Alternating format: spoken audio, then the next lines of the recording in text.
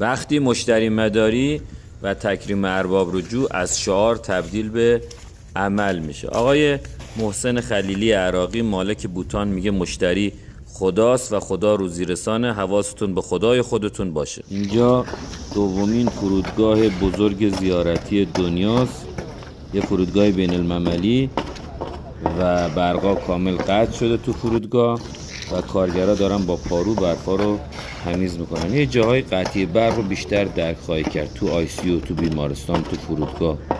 آگاه و شاد باشه.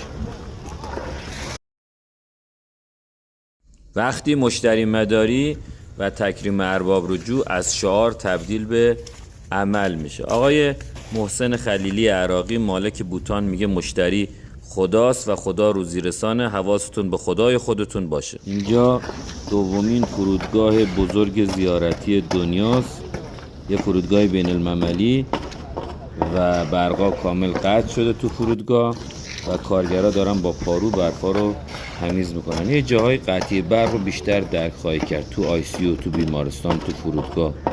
آگاه و شاد باشه.